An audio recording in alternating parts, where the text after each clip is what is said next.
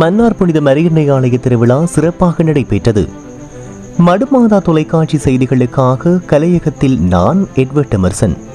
மன்னார் புனித மரியன்னை ஆலயத்தின் திருவிழா நேற்று மாசி மாதம் 2ஆம் தேதி காலை 6:30 மணிக்கு மன்னார் புனித செபஸ்தியார் பேராலயத்தின் பங்கு தந்தை அருட்பணி பி. கிறிஸ்துநாயகம் அடிகளாரின் ஒழுங்குபடுத்தலில் அமலமருத்தியாய்கள் சபையின் மாகாண முதல்வர் அருட்பணி ஜெயந்தன் பட்ரிக் அடிகளாரின் தலைமையில் கூட்டு திருப்பலியாக ஒப்புக் கொடுக்கப்பட்டது.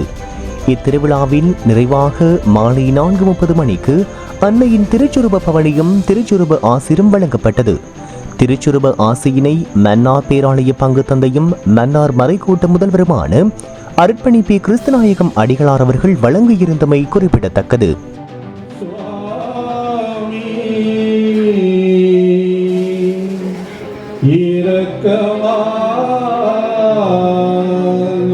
எங்களை